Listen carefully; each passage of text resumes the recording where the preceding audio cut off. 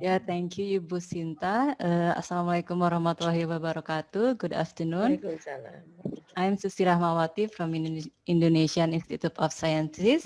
This afternoon, I would like to talk about the biodiversity of marine macroalgae in Indonesia. Actually, I am seagrass person, but today I will talk about the macroalgae. So macroalgae are plant-like organisms with simple internal structures that generally live in coastal areas. There are three main taxonomy groups of macroalgae, which are green algae or chlorophyta, red algae or rhodophyta, and brown algae or ochrophyta. They grow on rock and hard substrate and occupy intertidal zone and sublittoral to littoral zone. We can find macroalgae from tropical to polar climate regions. And then macroalgae provides many functions and services, such as a source of marine natural product of food, medicines, biofuel, also as habitat for other marine organisms. Marine macroalgae have a promising compound that can protect plants. And recently, macroalgae is considered to mitigate the climate change. From the slide, we can see this picture shows the increment of marine natural product comes from macroalgae in the last 2 decades. And then, okay, how is marine macroalgae in Indonesia? The study of macroalgae biodiversity in Indonesia has begun in the 19th centuries. Since then, the industry of macroalgae or seaweed cultivation has been developed until now. Indonesia is one of the largest exporter in the world. In the last few years, macroalgae cultivation became one of the national development priority. However, this achievement doesn't align with the study of biodiversity. So this study is a preliminary study to describe the up-to-date status of macroalgae biodiversity in Indonesia, including the current number of species, the position of Indonesian macroalgae diversity in the global scale, and the limitation of biodiversity study of macroalgae in Indonesia.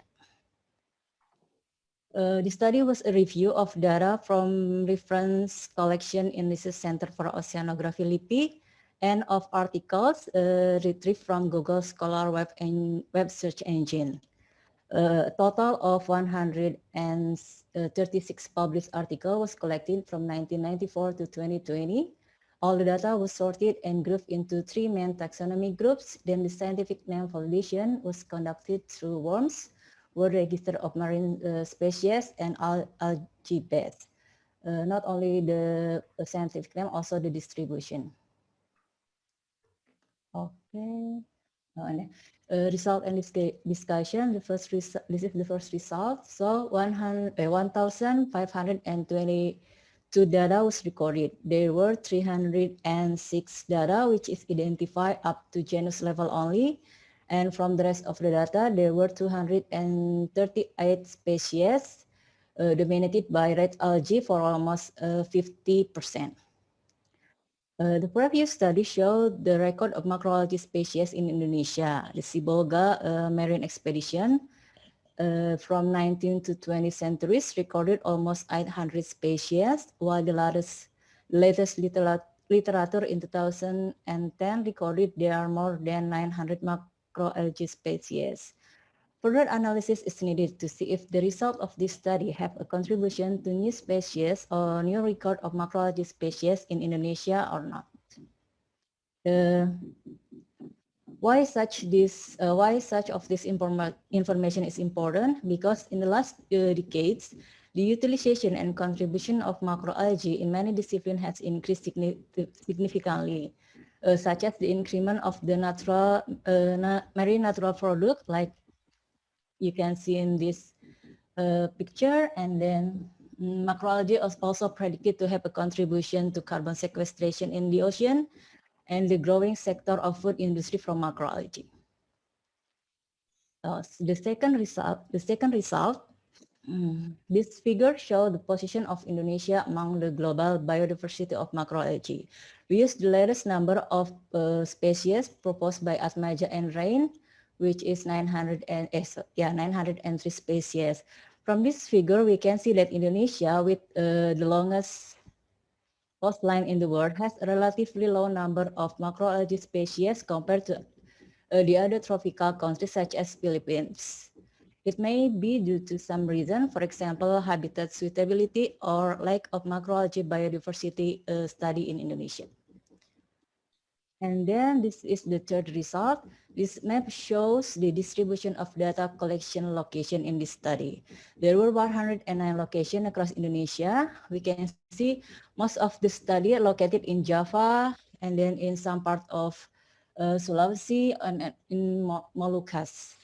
From this study, there were no data recorded in Sumatra or just limited data Kalimantan and Papua.